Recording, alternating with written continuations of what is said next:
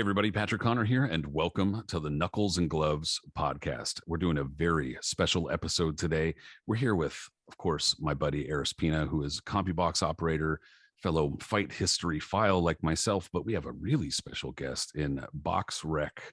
What are you? BoxRec employee, BoxRec guru, Marc Gastineau, deep dive expert, Gray Johnson. What's up, man? How are you, man? Hey, thanks for having me, man. This is a topic I'm very excited to talk about and one I've done way too much research. So thanks for having me. I appreciate it. Yeah, man, pretty excited to have you on here. This was a perfect topic to bring you on, so let's get into it. Let's go. It's like the perfect meeting of the minds because, like, we're all sick bastards. We all enjoy this kind of, salacious tales of crazy stuff in boxing. So we're talking about Rick Elvis Parker today. That name's probably not going to ring a bells for a lot of people. Like, there's going to be a small core group of people who know and are going to be like, oh, yes. There's going to be a lot of people who don't know who the hell this guy was. So, I mean, it's the Marc Gastineau story definitely interweaves with Rick Parker's story. Aris, I mean, this is one thing that you've been like interested in and been telling me about for a while too. So we've kind of been like putting this show off for a while, but it's here. It's one of those, Rick Parker is one of those guys that I originally read about this as a kid in one of those magazines. I didn't really know who he was or who the subsequent characters we'll talk about were or anything. I didn't even really know what I was reading. I just found it very interesting. I knew something bad happened here. And then as, the years went on and found out more information, got involved in the business, asked people about him, whoever dealt with him all said the same thing. They even still kind of talked in hushed tones, dude. He was just an awful human.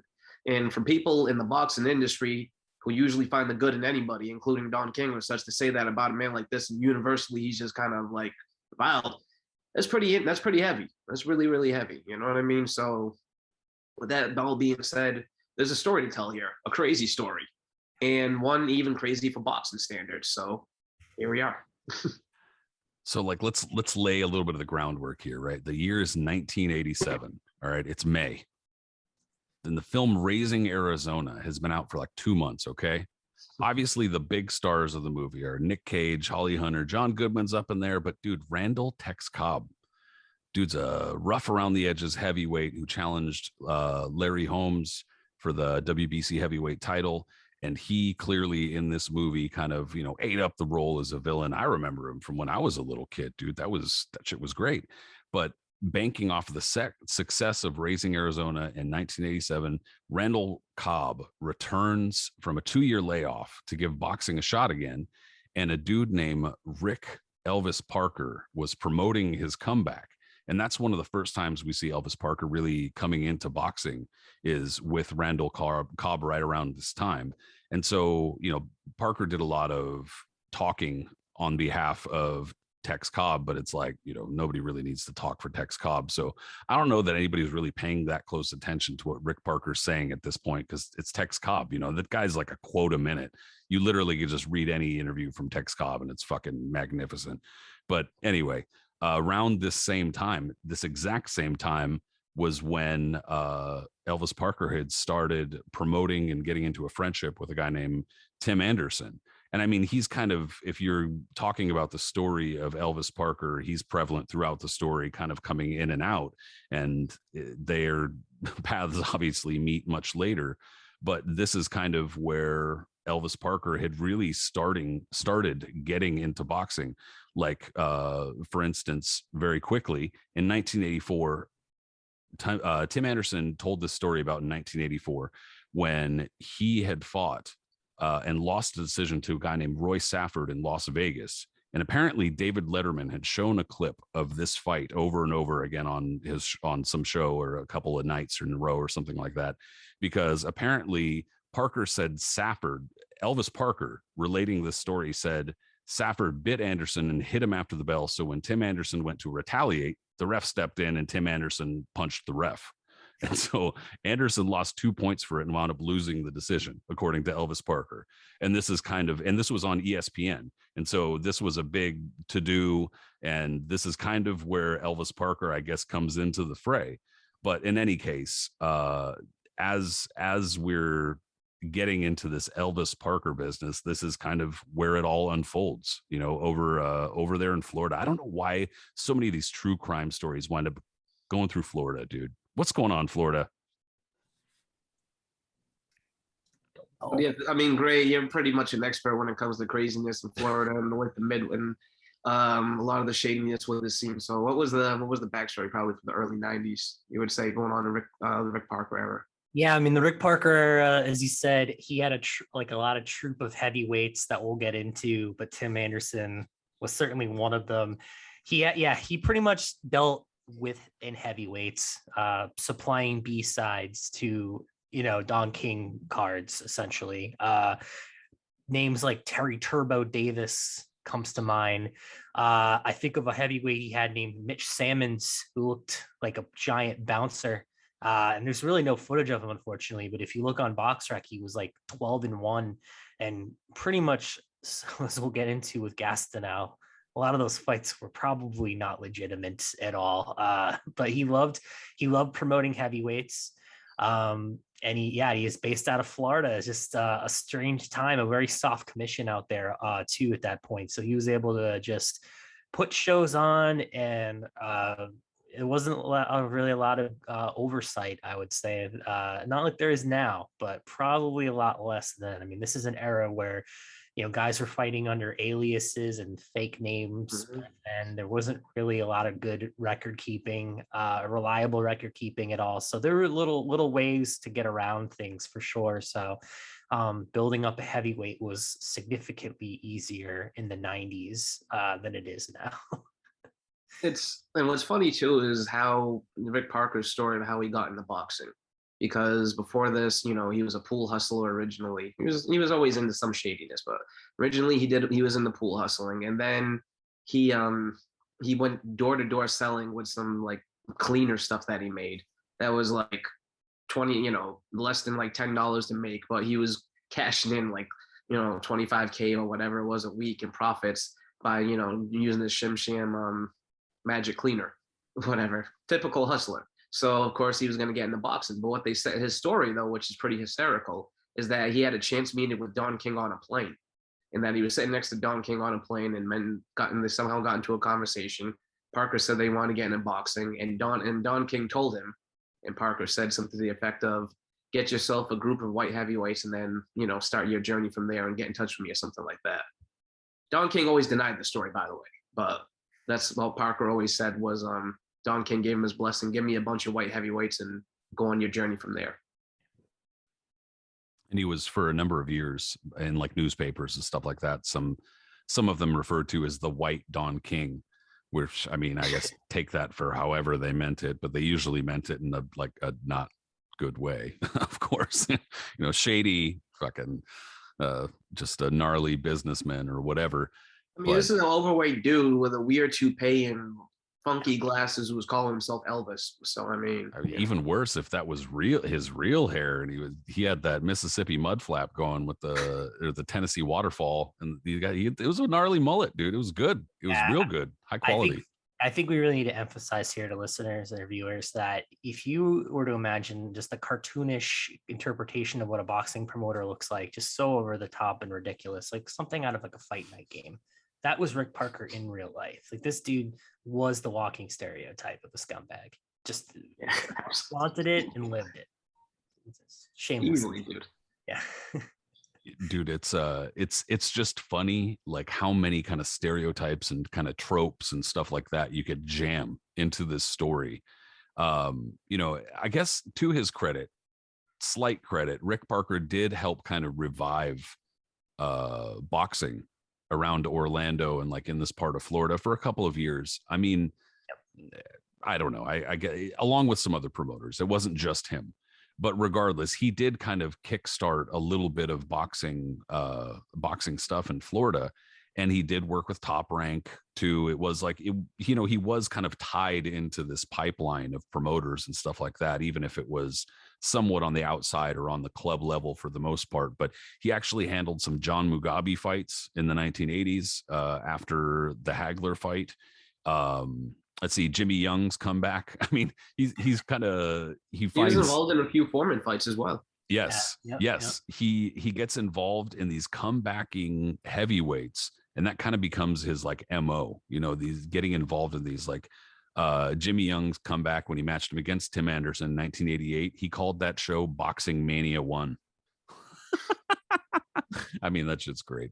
But in any case, a lot of these things that Elvis Parker was getting into, I would call them like red flags. You know, I would say I'd say that a lot of the things that people were kind of encountering were massive red flags. But nonetheless, I think angling himself, especially with George Foreman's comeback, which, you know, Aris, Gray, you guys, I think would both back up that his comeback was definitely considered at first like a farce. Like that shit was not taken seriously. People were like, what is this going on here? And then fairly quickly, I mean, I think it was getting away from the scene, but fairly quickly they realized that he was pretty serious.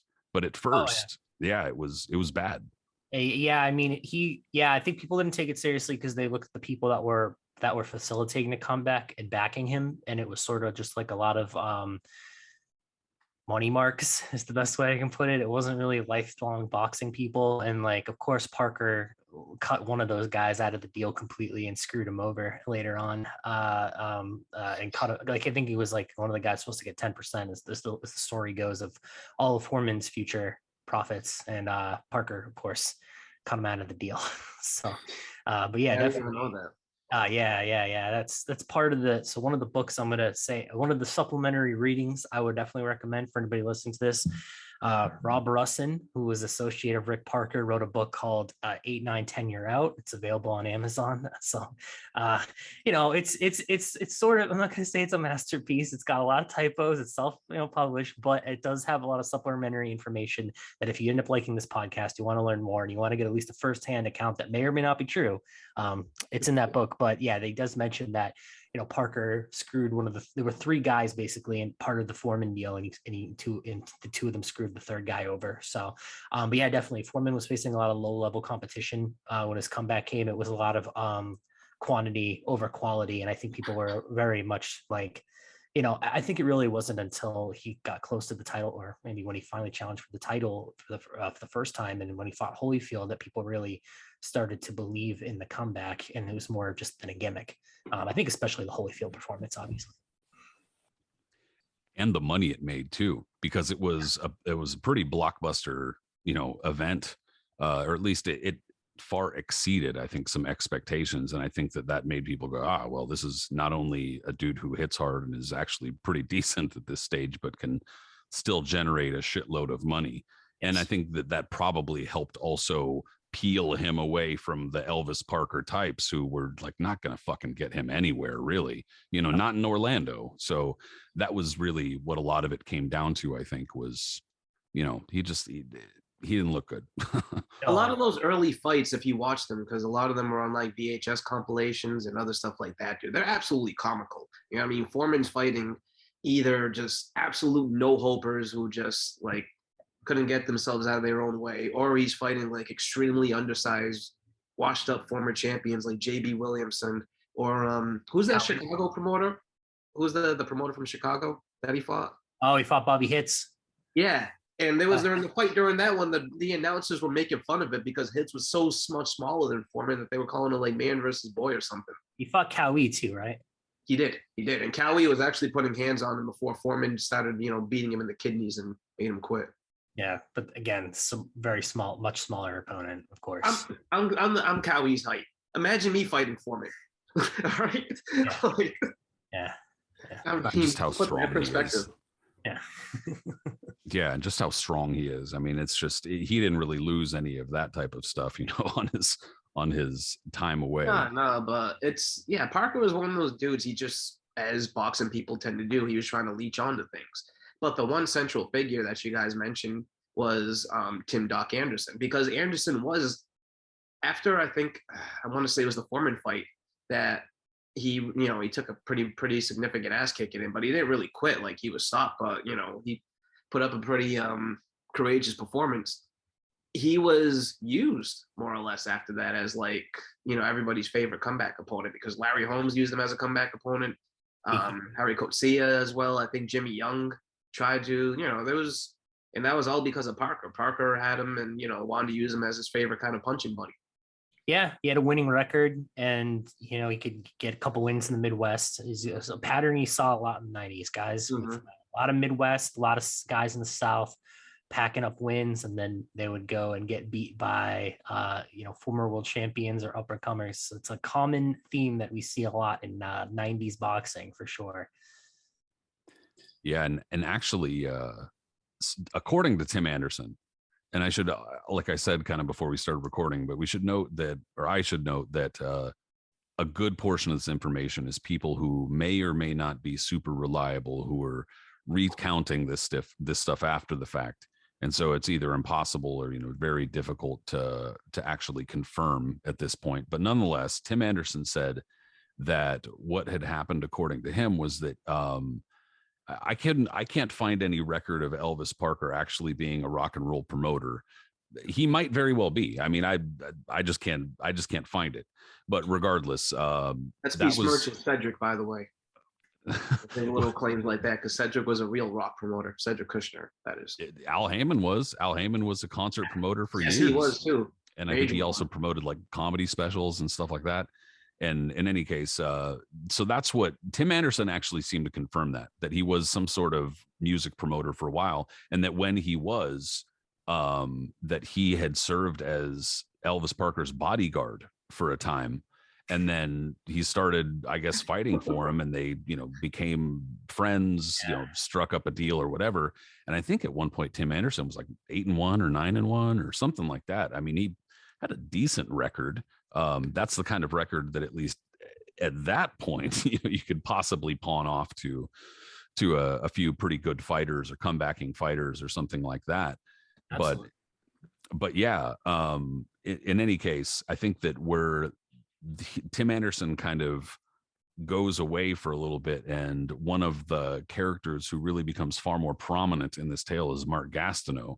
And I mean, that's Gray Johnson's expertise area right there, So we got to talk about Marc Gastineau here. All right. So this is where things get just, some slimy, it gets really slimy from here. So Marc Gastineau, for those who don't know, was a former New York Jets defensive, I don't know, is he defensive end, linebacker?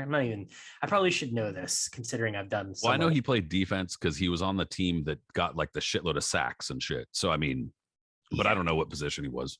Yeah, I don't know. He was really, I think he was a defensive lineman. Yeah, he was defensive lineman. So basically he was at that point, like one of the top players in the NFL in the 80s. He was, we're going to get into here. He was a really bad guy. I want to preface this. Like, he is a bad guy. Like, I have nothing good to say about Marc Gastineau as a person. He had a lot, basically people remember him as this crappy boxing career, which is true. Like, he was one of these guys that came from football, started boxing too late, didn't really have a lot of skills.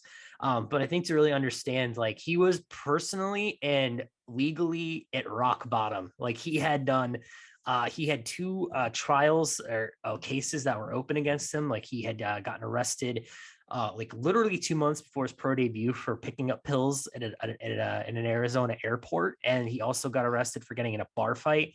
And this is literally weeks before he ends up he turns pro. And I believe this would have been 91.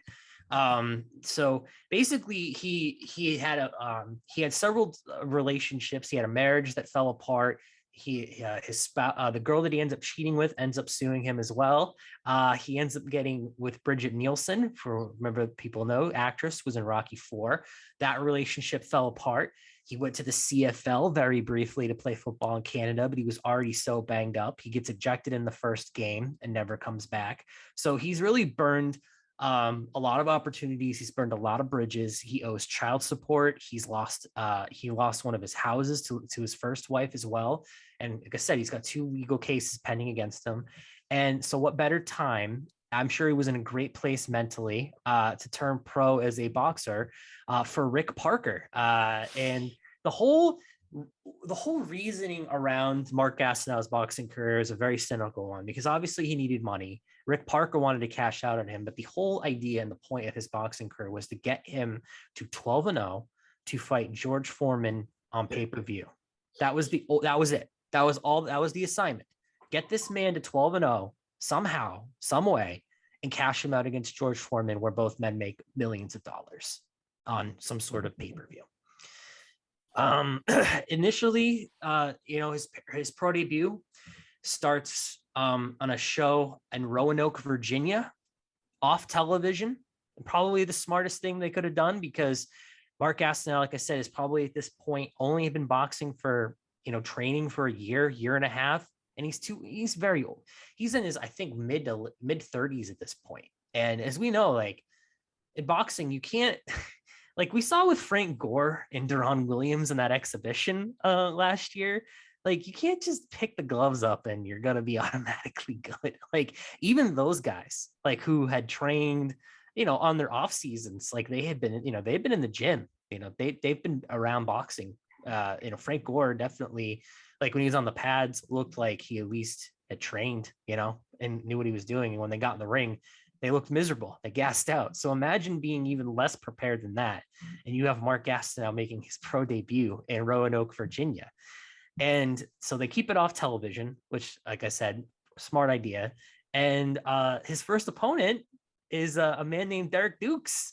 And you want to tell us, I know, Aris, you're a pro wrestling fan. So what do you know about Mr. Derek Dukes, the pro wrestler? Derek Dukes was a part of an organization called the AWA, the American Wrestling Association, which in the early 70s, 60s, 70s, up until the early 80s was one of the big powerhouses, until the WWF came around and Vince McMahon basically obliterated and stole all his talent, including Hulk Hogan. So in the dying days of the AWA now, like really dying days, we're talking they weren't even wrestling in front of an audience. They just had like a giant green screen and fake things around, and they were wrestling in an empty studio. Derek Dukes was a part of that group. Not a bad wrestler, and nonetheless, but still a guy that probably was not making any money whatsoever at that point, because checks were being bounced. The place was going bankrupt, and at that point, if you weren't in WWF or even WCW for that matter, it was going to be very, very hard to make a living as a professional wrestler. So as a guy like Dukes, he's probably looking for some extra money to make around the corner and stuff like that. And knowing that he's a guy as a wrestler, he could probably act his way through getting punched and being dropped and looking like it'd be somewhat credible. Easily enough, that's what they ended up doing. And Rick Parker found him, and rest is history. Yeah, like you said, AWA is super dried up by 1991. There's no more territories in wrestling. And he gets brought in. I think they found out he had a little bit of boxing background. Yeah, he did have a few fights, apparently. Yeah, a few fights. But I thought what was it's exceptional is was finding that for the longest time, all I knew about this was what I saw on BoxRec. And I never got to see any footage of Marc Gastineau's pro debut. And what a find when I was able to look this up on YouTube a year ago, and someone had posted the local news report of Marc Gastineau, who was he's in legal trouble here, guys. He's just gotten arrested for the bar fight. He's got the pending case against him in Arizona for the pills. So that's happening. But they show the clip of the boxing match, which is clearly shot on the home camera. And you can see Derek Dukes take he hits basically Derek Dukes, I would say, on the pec. It's not even really the chin. It's one punch. It kind of hits him on the pec. And Derek Dukes does an absolutely beautiful flat back bump. Fight is over in 14 seconds. Now, I think the idea was they were like, well, no one's going to really know about this because we're just going to, it's a bunch of rubes in Roanoke, Virginia. Screw him. He's got his pro debut under his belt. 11 more to go. Here's the problem. Derek Dukes speaks to a reporter named Jay Mariotti, who I'm sure many of you are familiar with, if you ever watch ESPN Around the Horn. And Jay Mariotti was writing Yeah, unfortunately. He wrote for a paper that was actually very soon to be defunct, known as The National. And in that article, I think it was literally the last edition of The National before they ended up stop publishing it. It was a very brief run of this newspaper. So Gastineau killed the National. Gastineau, I guess, killed the National by accident. It has no, I think the National ending in this article running has nothing to do with each other, but it's still really funny. But it's basically the article covers Derek Dukes just basically admitting to a reporter, like, oh yeah, like I absolutely 100% took a dive in this fight. Like, yeah, that was prearranged. Like they paid me. Like I was at a Denny's hours, the night before, and then we went over the fight. Like it says that in the article, and of course, they have to do damage control. No, Derek Dukes is lying, et cetera, et cetera. So that kind of goes away for a while. Like somehow, like I don't know how there's like the grift has already been exposed immediately, but somehow, because I guess this isn't the age of the internet. Keep that in mind. Like people really, it's such it's a regional thing. Like it's not like this national news. I mean, if you're following boxing like hardcore, maybe you're like, yeah, this is a scam. But like, honestly, it didn't really penetrate past like this regional, situation. So yeah, like it is what it is. So really, we don't really see any follow-up to Derek Dukes until many, many years later in like 1994, when 60 Minutes will end up doing a follow-up on this whole story, and they interview Derek Dukes, and he demonstrates on the air the fucking back bump. Sorry, I don't mean to swear, but it's like, oh my God. And it's like the exact same back bump. You're like, this is crazy. Like this fight was, when we talk about confirmed dives, like 100% absolutely happened. Like there's not a huge long list in boxing, because like it's always sort of may have happened, we don't know, but this one is like absolutely was a dive. So that's how we start his career. 100%. And he dive. flops, bro. Like it was even like he took the full, his legs go flying in the air. It looks like he just got drop kicked by Jimmy Snuka, like type deal. Like it was legit. It is so cartoonish. In the way like Gastineau clumsily comes running after him too, the way he does it, just flailing, and then just kind of half slaps him like you mentioned, and the guy just flops like that, and Gastineau almost trips and falls over him. So the article, I actually have the cover of the National paper from that time. I just pulled it up.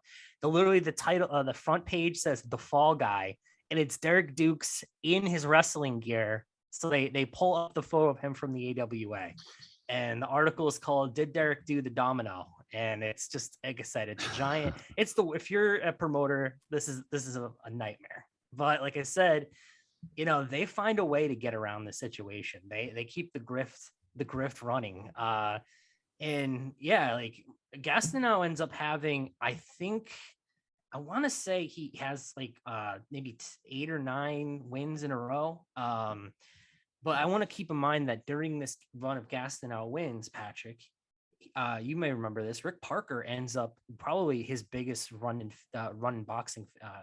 His most famous fight that he's involved with is with one Bert Cooper. Came one punch away, baby. One punch away. So yeah, Burke Cooper, as many Smoking Bert he was really a cruiserweight that was not an undersized heavyweight from Philadelphia. Well, he's from Sharon Hill, Pennsylvania, so just outside of Philadelphia, but basically Philadelphia.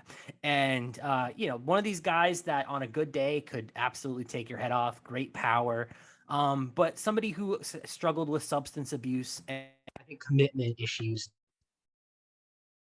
Who I think had the talent, but not necessarily the drive to get. He should have gotten a lot further than I think he did. But yeah, I mean, you probably remember the story more than I do, but yeah, Bert Cooper challenged Evander Holyfield in the Omni in Atlanta, Georgia, for the heavyweight title on very, very short notice. Yeah, that's actually, I'm going to rewind just a slight bit, because sure. One thing that I found that I was actually surprised to find, and it was like a snippet, like a very short blurb. After Marc Gastineau's pro debut, and we'll go back to Bert Cooper in just a sec, I was able to find that a newspaper had mentioned that, I'm guessing it was Fight Facts, but it must have been some other, because they said that there were 2 record-keeping agencies in boxing that could not find the name Derek Dukes.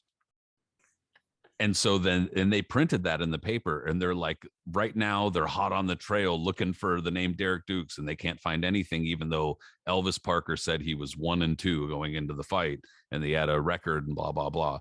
So I found that really interesting. They were actually even doing that in the early 90s. I was like, wow. They're a couple of years later able to slip in a fake doctor and all sorts of documents and shit like that, but apparently they're looking this up. But I found that really, really interesting. But anyway, Bert Cooper he is fairly important to this story for an unfortunate reason, not just the Holyfield fight, but the drugs. Bert Cooper and Elvis Parker were apparently in cocaine cahoots, bro. I don't know how else to say it, but they did a lot of cocaine. And so Rob figures into this. Yeah, Rob Russin claims that at his peak, Parker was doing thousands of dollars of cocaine like a week. Maybe that kind of tracks with what other people were saying. Yeah. So Cooper, Cooper is at this point probably not clean, but he gets a heavyweight title opportunity somehow. And on a week's notice. Yeah. Not even, like less than a week's notice, because of the fiasco that went down with the opponent changes over and over.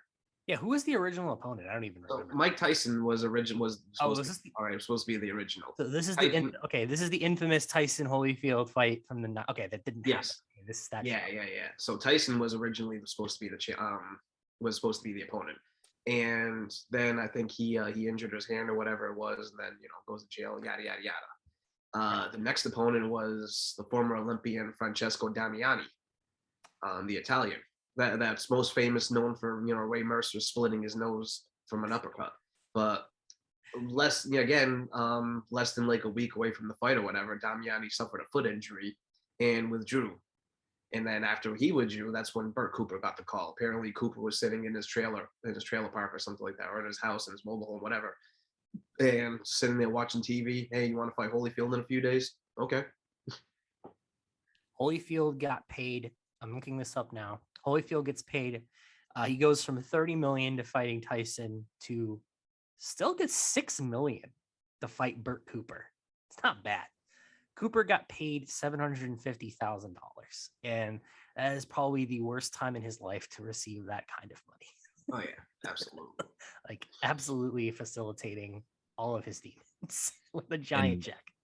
And when you look at the timeline too, you can definitely see, I don't have any evidence for this, but you could certainly envision Elvis Parker taking his massive cut of that money and just swiveling it right into the Marc Gastineau fund, trying to, getting this shit going. And I mean, you mentioned Gray, Marc Gastineau's run of several wins in a row.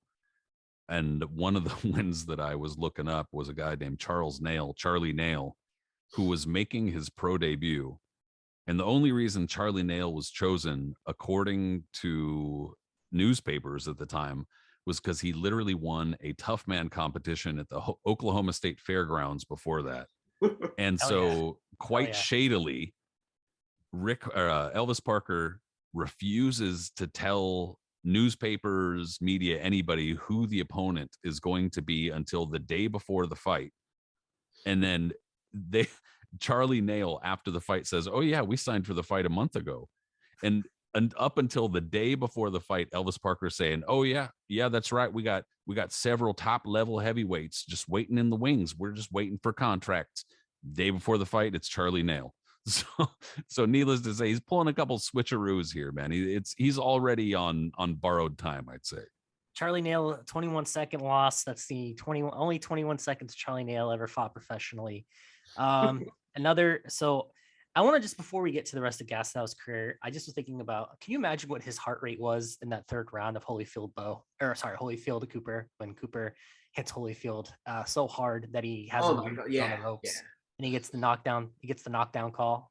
I mean, my God, that man must have been so close to just seeing the sides of everything in his eyes go white and collapse from the craziness that what could have been. Can you imagine if Rick Parker was holding the heavyweight championship? Bert Cooper nearly won the heavyweight championship twice, and he arguably was closer against Bohr That's insanity. Like absolutely insane. It's just insane. Imagine if he was just a few inches taller. My God, and could have been a hell of a fighter. But yeah, Gastineau ends up fighting after Charlie Nail. A few fights later, fights a guy named Kevin Barch, who was the brother of one Sonny Barch, who was a heavyweight that fought and took a dive against Tex Cobb.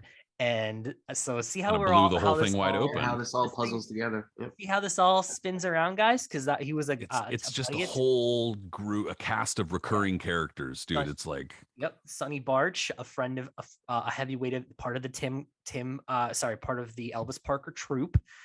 So ends up doing cocaine the night before, all night long with Tex Cobb, and they end up going into a fight on Tuesday Night Fights. Barch falls down in the first round. Fight gets changed to a no decision because they both failed the drug test. So, and Kevin Barch is the truck driving brother of Sonny Barch, who admits in his interview on 60 Minutes and also in Sports Illustrated, he has no combat sports experience and was just brought in at the last second. So, and I believe that, Parker announced him as 10-1. So you get the idea. You get the drift. And part of this whole, where it kind of starts to unfold to the public is in 1993, Sports Illustrated alleges that Barch took a dive against Randall Cobb. But not only that, I mean, like, it's a pretty detailed narrative. Like, it's not just like, yeah, we heard so-and-so said they took a dive. Like, there's some pretty clear, or at least seemingly clear details. Also, they said at the time that Randall Cobb had tested positive for marijuana after the fight too. So, I mean, whatever, they're just fucking partying. But regardless, in this Sports Illustrated article, basically Barch, he, number one, spoke to the writer. And so the writer's kind of relaying what he says. But then also on top of that, Sports Illustrated says in the article that they paid him, Barch, to write a first person account that they published in Sports Illustrated of what happened in the fight. And according to Barch, it was either the day before or the morning of, I can't remember which, but either way, they met in Barch's hotel room. Randall Cobb, he says, comes in with his head down and, hey buddy, sorry, I'm kind of not feeling real good or something like that. And so Barch says, all right, well, let's take it 3 rounds. I'll go down after a couple shots, no problem. And Randall Cobb's just like, well, I don't even know if I'll last that long. My arm hurts or something like that. And Barch is just like, all right, well, like, let's figure this out. And they got the 3 knockdown rule. So that's precisely what they do. Tex Cobb mauls him, a couple times, shots barely land. Barch goes down each time. 3rd knockdown, it's over. And so that they recount this entire process or whatever in the Sports Illustrated article. And so, this is kind of where it starts to unfold. And then on top of that, this is pointed to Elvis Parker, like it's at the behest of Elvis Parker, because Randall Cobb's on the comeback. He's in 1993 too. You remember Randall Cobb's in Ace Ventura. So it's like right around during these times where he's having a little bit of a resurgence because of his acting career and his popularity is going up. Like there's some scandal or some weird thing in boxing that happens, or they're trying to bring him back from retirement or something like that. So it's, this is where it really starts to come apart.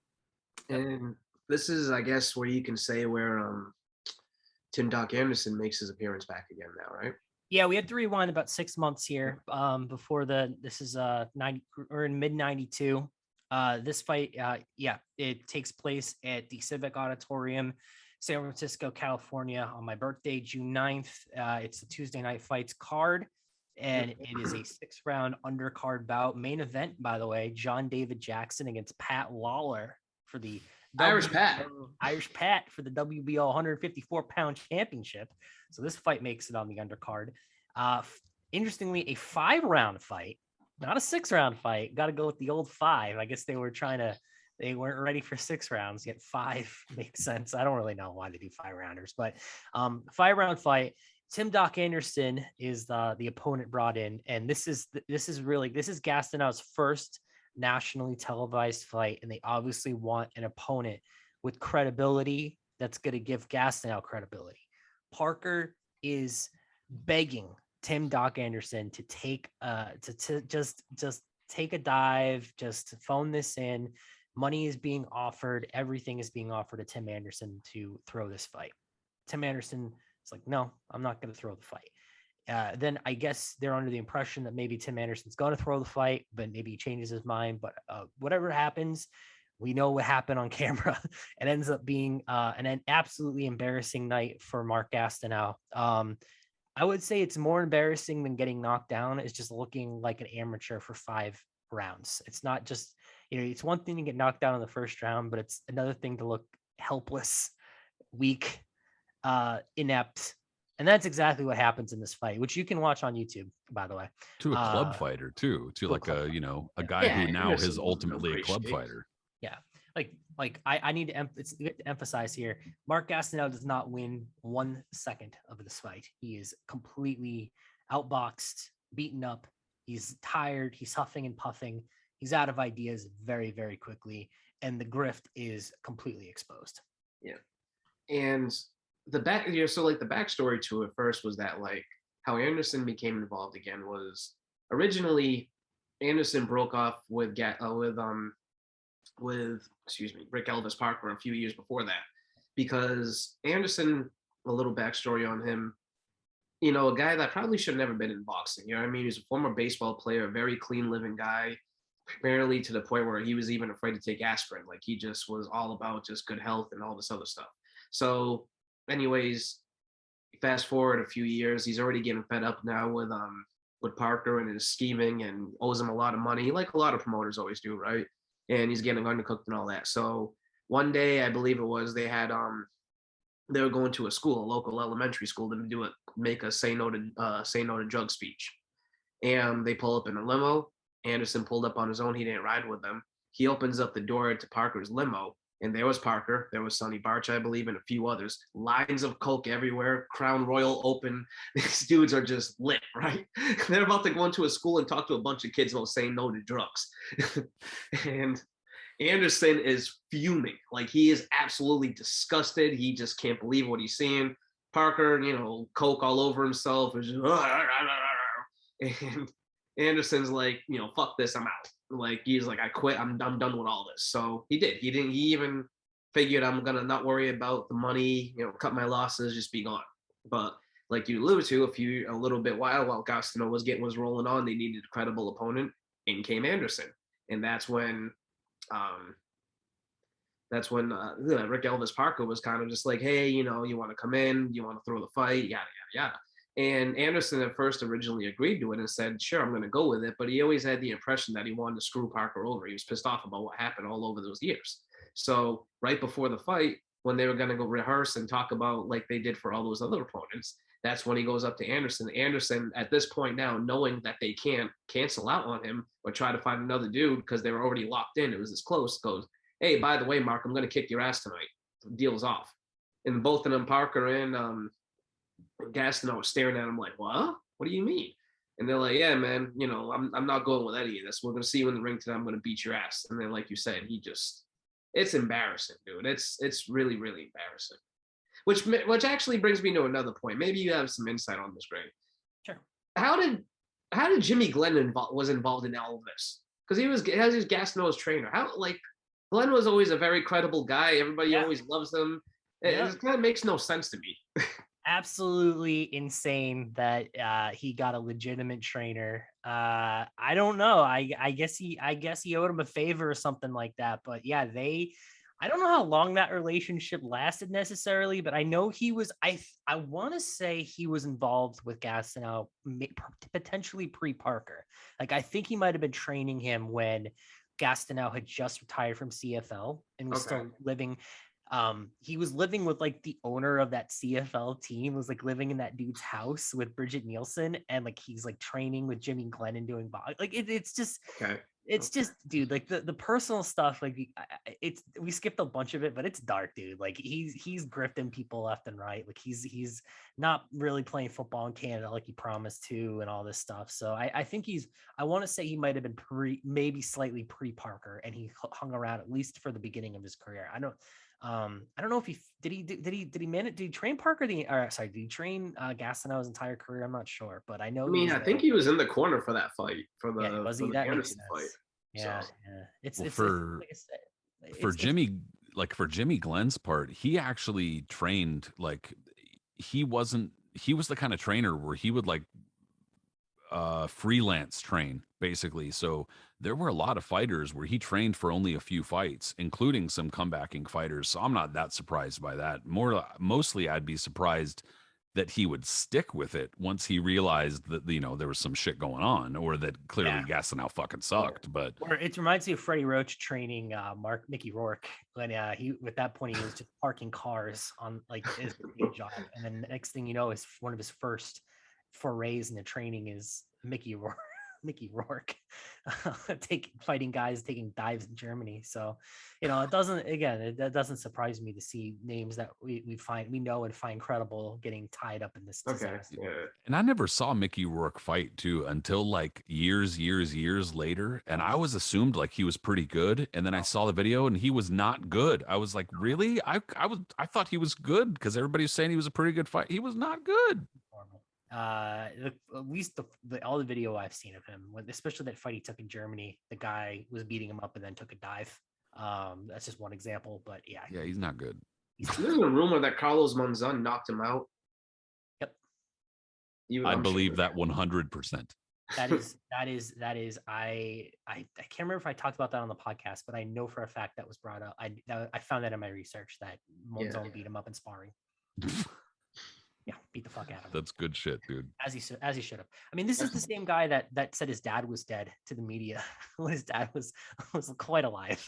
So like, Mickey Rourke was like Gastineau, very dishonest man who did a lot of dishonest things. But Gastineau obviously is a lot worse because he's quite the character. Yeah, quite a character. But yeah, so after Gastineau loses to Tim Anderson, they you would think that they would have just like cut their losses. No, they go right back to it. Like he is fighting like a month later, and they are still doing the same thing. He's fighting on these club shows in Missouri and Florida. He fights a guy only known as Samson. No last name, just a guy named Samson who was apparently a tough man champion. I just thought Samson main event. He's fighting the dangerous Samson. Of course, on a Randall Tex Cobb undercard in Winston-Salem, North Carolina. Randall Tex Cobb on that night fought a man named Andre Smiley, who was 0-26-1, and has also gone on record in a local Florida newspaper that his career was full of dives. So really, you can just we're connecting the pieces. We're drawing things together here. But we finally get to, I think what you guys know a lot more, know much about. It's pretty infamous, is when we get to the December of 1992. We're in Oklahoma City, Oklahoma, and Tim Anderson is asked to rematch Marc Gastineau because they want to wrong the right on his record. So this is when things start to get pretty fucked up. Really dark day in boxing. Yeah. And you know what, dude? It's like, it's almost, we'll get to the details in a sec, but it's almost like when you start going back over all the shit that we said, it's like, it almost makes sense. You know what I mean? Like it almost all definitely makes sense, regardless of how kind of conspiratorial or whatever it is. So according to Tim Anderson, he's asked to go in and rematch Marc Gastineau. And I mean, it's kind of the similar situation. I guess he said, according to Tim Anderson, he was owed like $130,000 or something like that by Elvis Parker. Who knows if that's 100% the case? I don't know, but yeah, he fought. I mean, this is a guy that fought Larry Holmes and Foreman, so who knows what his purses were for those bouts. But yeah, it sounds high, but it's very possible. I mean, I could see on both ends. Parker's definitely shady enough to withhold that much money, but at the same time, in a couple minutes, we'll get to why that's difficult to believe. But in any case, similar situation to the rematch. Tim Anderson says that going into this, that his normal trainer and his normal corner all of a sudden is not able to appear for this fight. And so he gets, and this is kind of like one of those strange stories that we hear after some of the infamous fights from boxing history, that like such and such fighter, like Mike Tyson against Buster Douglas, for instance, doesn't have his normal corner and it's fucking cursed now and shit like that, that kind of thing. But so Tim Anderson doesn't have his normal corner, and he says that he is assigned a corner that he doesn't know. He doesn't know any of these people, and that rather than the usual water bottle that he drinks from in his corner, he's having to drink from paper cups supplied by this corner that he doesn't know, which according to him was supplied by Elvis Parker. And so rather than absolutely taking apart Marc Gastineau in this rematch, which you would expect based on the verdict of the first fight, because Gastineau looks such like a total turd in there. Rather than that, Tim Anderson pretty much just falls apart. According to him, starts hallucinating, becomes fatigued, and just, it all implodes for him. And Marc Gastineau somehow gets revenge. Yeah. This fight is not on TV as well. Keep that in mind. And it kind of is a nice little FU to Rick Parker. This fight does not get picked up by The Wire either. So it is not known really in boxing circles that Marc Gastineau has righted on paper at least, has knocked out Tim Anderson. So I always found that kind of dark, a little bit of dark humor, I guess, that they spent all this time screwing him over for this fight only for no one to know about it. Yeah, nobody even covered it. Nobody did shit. No one did shit.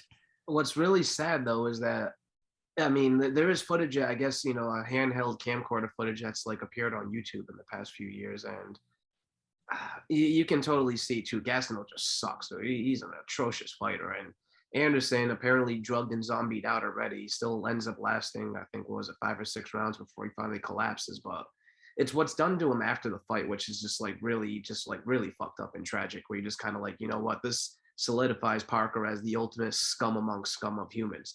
Is that whatever, like Pat, you just alluded to, you said that he started hallucinating and started feeling fun.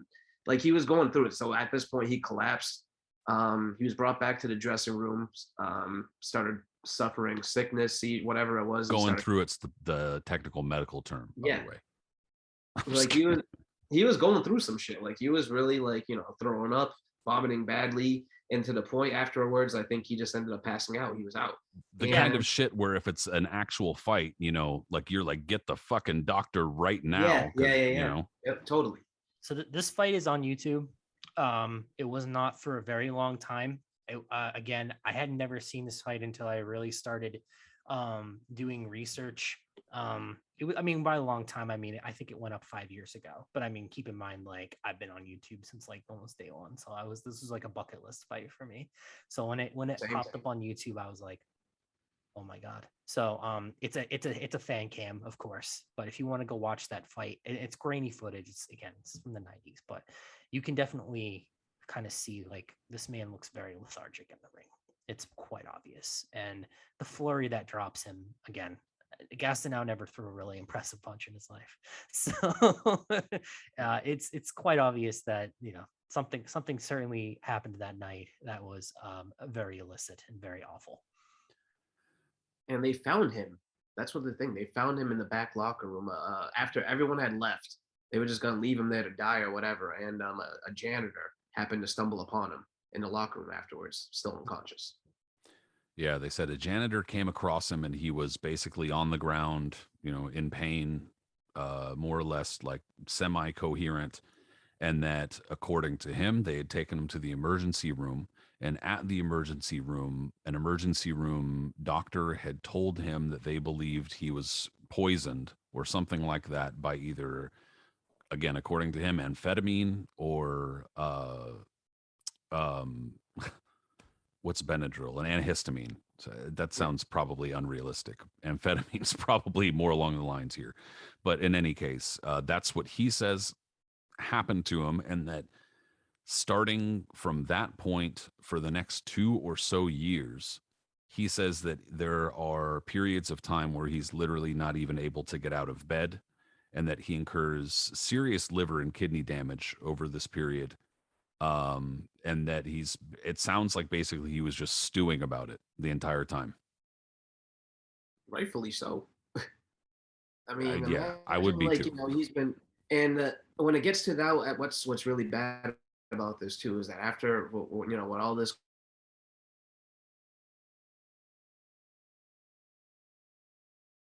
not really being able to recover, and now he's trying to go to these places. There's no one that can give him a right answer because no one knows what he was actually poisoned with. And so because they don't know what he was poisoned with, Anderson, they can't help him really besides just kind of give him stuff to help him like get by day to day. And so the factor of the matter is that Anderson, to find out any way that he can somehow be helped, he has to find out what he was poisoned with. And if he has to find out what he was poisoned with, he has to go to Rick Parker. And at that, well, it should be mentioned too. I'm kind of jumping around here, but at this point too, I believe Anderson was in the process of writing a book about everything he was going through, all of his experiences. Very possible. Yes, and actually, okay, so before facing George Foreman, I know we're kind of jumping around here, but I mean, dude, this is a convoluted story. So I mean, I'm sorry, but you're gonna have to kind of just There's a yeah, lot. There's a lot here. yeah, without actually laying it out on paper, it's difficult. So I'm sorry, just deal with it, everybody listening. But right around the time of the George Foreman fight, going into the George Foreman fight for Tim Anderson, they're interviewing him because, of course, he's facing George Foreman. So who is this masked man facing George Foreman type of shit, you know? So going into this fight, they're interviewing him. And one of the things that he says, they're asking him about his boxing career. And he says, boxing is full of, quote, lies, liars, cheats, whores, and a couple of nice guys. And so at the time that all of this goes down, supposedly Tim Anderson is writing a book that's something along those lines. It's some variation of that. Liars, cheats, and whores, or something like that. And that's his plan, is to write this boxing book. And also during this time that he's bedridden, while he's trying to figure out what the hell happened to him, according to him, he is contacting Elvis Parker and going, what the fuck? What happened? What'd you give me? What is this? And that each time he contacts Elvis Parker, Parker threatens him, or Parker says something that makes him, try to throw him off his trail or something like that, including, according to Tim Anderson's sister is a quadriplegic. She's wheelchair bound and, more or less helpless in that regard. And according to Tim Anderson, Elvis Parker threatened his sister. Said he gave him a piece of paper with his sister's address on it, as a vague threat, I guess. And so throughout this time, according to Tim Anderson again, he is presenting Elvis Parker as somebody who's threatening him, who has already done harm to him and won't tell him why, or, won't tell him what. And obviously the rage and the tension is building. And it's at this point now where, like you just said, Parker has been threatening him every time that Anderson tries to reach out or tries to get something going on. Parker has threatened him. What they're gonna do, and Anderson needs some answers. Like he's boiling, he's brewing, he's at the point of that no return now. He's pissed off. His life has been ruined. A guy that was in perfect tip-top health at one point and really took care of himself, and his body now is in shambles because of whatever bullshit that Parker gave him, and just some revenge plot because Anderson cost him millions of dollars apparently. His life is in ruins, and anybody who's kind of pushed at that point, I guess mentally, you can't. You gotta, it's easy to understand why they would be pushed to the point where they're gonna end up doing something really drastic, and that's where Anderson was pushed at this point. So he said, he was in the process of writing this book. He needed to find some other information. So at this point, he reached out to Parker. He says on the premise that he wants to finish up writing this book and he needs to get some quotes from him. But what he really wants to do is get the info of what the drugs he was put into him and all this other stuff. So he's gonna kind of like, he has a couple of motives here. So as he goes to Parker's residence, that's when he packs a gun as extra insurance. So the legend is that, he was willing to pay Parker $10,000 to get him to admit that he poisoned him for the book. So they meet up at an Embassy Suites. And after that, really, the only people that really know that conversation is one's dead and the other one's in jail. And the only other element of this is that also for extra insurance, apart from the gun, is Tim Anderson went with Elvis Parker's son and sister to the hotel room. Conversation started calmly, and somehow he got shot 22 times. So yeah, and I guess when Tim Anderson was asked, why'd you shoot him 22 times, he said, I felt sorry for him, he wouldn't die. Tells you right there what his frame of mind must have been that night, or wherever they talked about. But yeah, pretty crazy. What a comment. I felt bad for him, he wouldn't die. And Parker Parker was a big dude, so when you say that, for whatever reason, my morbid mind, I just picture him just rolling around groaning every time he gets hit with a bullet. Right. He's probably 350 at this point. Yeah. Not small. Well, in some of the reports immediately afterward, Tim Anderson supposedly told the police that who knows what's exactly happened, because this is coming from Tim Anderson after he's already killed Elvis Parker. According to him, that he had laid out this entire plan, like, all right, record, you're going to tell me what happened. And then as soon as that happened, Elvis Parker smashed that shit and was like, for this little stunt, your quadriplegic sister's going to die now, or something like that. I mean, who knows what kind of... It's so crazy to me how this could possibly go down, but it's almost like when going over this entire story, what's more likely here, right? Like, what's more likely that Tim Anderson was poisoned and something really did happen to him?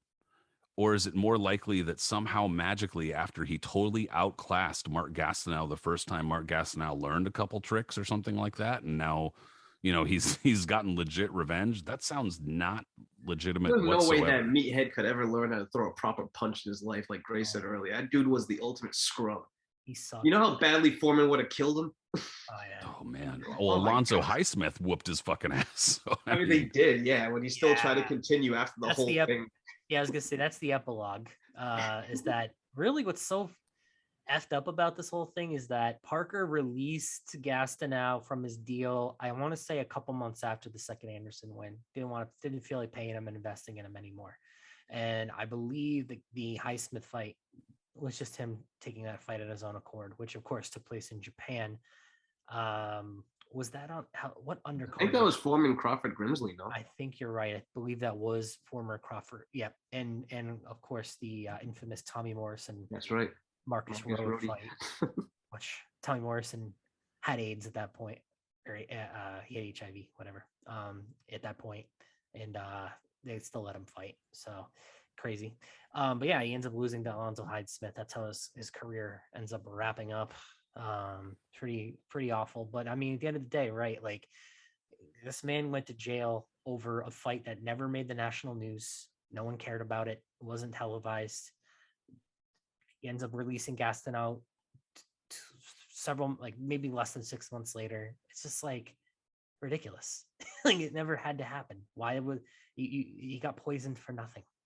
and his epilogue, Tim Anderson's epilogue, is he winds up getting a grand jury indicts him because I mean, why the fuck would they not? He literally admits to killing Elvis Parker. So of course they indict him, but they indict him for murder. And I mean, I don't know. The way he shoots him too, by the way, he shoots him right, and he doesn't kill him right away. He shoots him in the legs, shoots him in the dick. Like, it's brutal. It's nasty. And reloads and keeps going. And guys begging for his life, kills him with a shot in the back of the head. So, I mean, just again, you think of the jury who doesn't have all the nuance, the subtext to the story, and they hear that part of it. And who knows? I don't know nothing about the trial. So for all we know, that shit is like, you can't even bring it up at the trial, in which case the jury doesn't hear it and they don't know. But I mean, from Tim Anderson's perspective, if he really believes that this stuff happened, I mean, I'm not saying he was justified. I'm simply saying you could understand how he felt that way. Yes. But so he gets indicted and he winds up going on trial and unfortunately being found guilty. And throughout this entire process, some of the people that we've named are witnesses at the trial or testifying at the trial. Elvis Parker's former associate is testifying at the trial. I think they found the janitor at some point that found Tim Anderson and tried to get him to testify at the trial. I mean, and it winds up almost becoming a circus, but it went just under the radar enough that it didn't quite get there, you know? Yep. And so one of the crazy things, though, to me, is that a lot of the dollar amounts that we're talking about with the hundreds of $1,000s and shit like that is so crazy, because throughout his entire career, other promoters, fighters, commission members, and shit like that literally said, yeah, Rick Parker was bouncing checks to me for like $300, dude. That guy wasn't paying shit. He wasn't paying for flights for fighters. He's making fighters drive from blah, blah, blah. So either he was an incrediwad, or man, so much of this shit just does not add up. Which, I mean, I guess it doesn't have to, because the tale's fucking crazy and the guy's a low life crazy ass, but it's wild, man. I think his drugs, though, man, honestly, a lot of his cocaine probably fueled a lot of his actions, including the poisoning and all that. Because when dudes are yayed out, especially like constantly, like really, really going in. I mean, you hear the stories of like the cocaine cowboys back in the 80s and how crazy those guys were, and that they'd be making the most wild decisions while they had a mound of coke in front of them and just suited up a line and, you know, threatening and pointing things. You see Parker, like I can just picture Parker, just envision this with a big plate in front of him and some Crown Royal on the side, just blowing lines continuously. Well, no, we need to poison that motherfucker for what he did to us, and I'm gonna take this. Like, absolutely. Yeah, that's probably close to what happened, to be honest. Probably just nonchalantly said we need to fuck this guy over.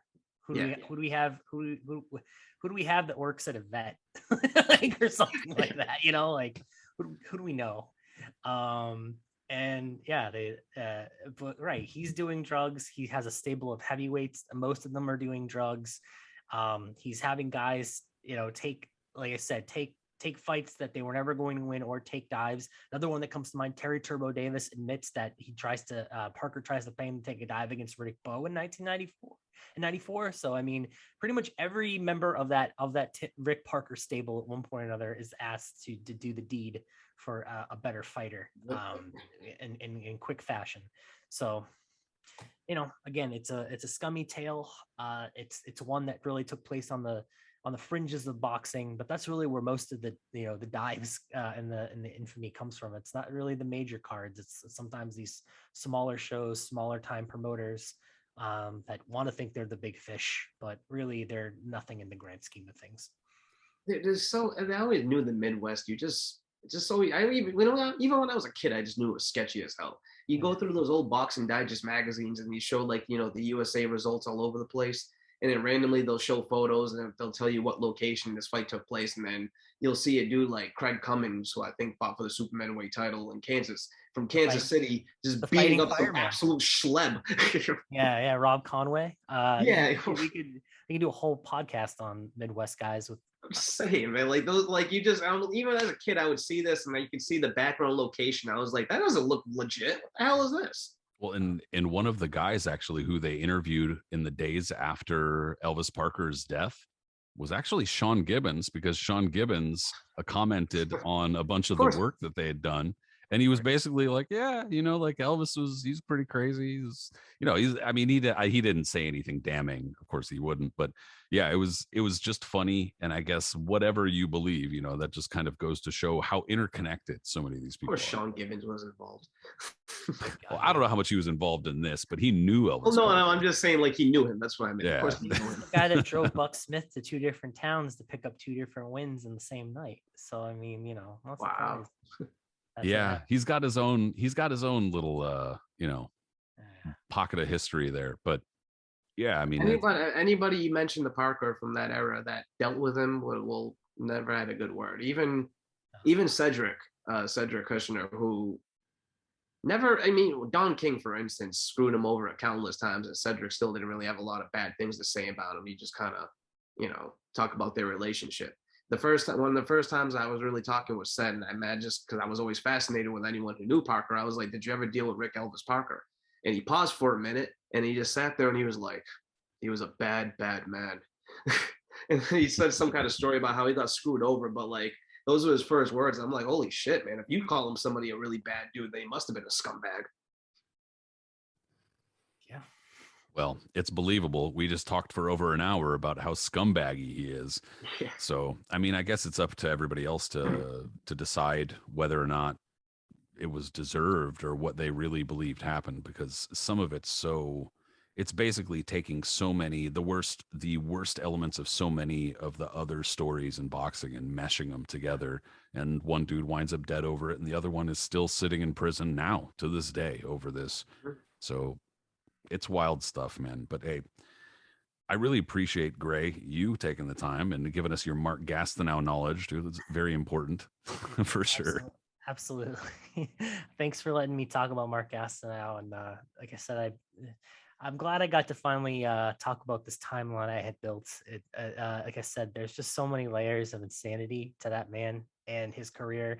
And we only got into a part of it, but yeah, I mean, at the end of the day, my feeling is like he was a really awful guy, promoted by an even worse person. So that's how boxing is sometimes, unfortunately. Yeah. So is what it is. But you know, you got a hell of a true crime story out of it, I guess. But yeah, it's one of those things. It's like the more you read about it and the more you think about it, it's sad, man. It really is. Aris, dude, I also appreciate you offering your particular knowledge of 1980s and 90s heavyweights, dude. I mean, this shit's like right in all of our fucking wheelhouses here. It's a meeting of the minds. Fantastic. Yeah, this was a great time, dude. This was, like you said, one of my favorite eras of the sport. To talk about a subject that is absolutely batshit crazy, but something that kind of has been forgotten about over the years. Yeah, this was good. So, I mean, I guess kind of just goes without saying, man, if you're looking for boxing records, I don't know where else you're going if you're not going to BoxRec. I mean, I don't think I really need to tell you to, but you should, because Gray works there, and that I guess would in some roundabout way help him. But probably more helpful in the meanwhile is follow Gray on Twitter at BoxRec Gray. That's probably more helpful. Yeah. And also, if you wouldn't mind following my buddy Aris at Punch Zone Aris, me, Patrick M. Cotter. Knuckles and Gloves is also on Instagram, Facebook, all of those stupid ass things. And you can subscribe on YouTube if you're watching, or Apple Podcasts, Google Podcasts, Stitcher, all of those sorts of things. Buddies, I will talk to you guys later. Thanks, guys. Take it easy, everybody.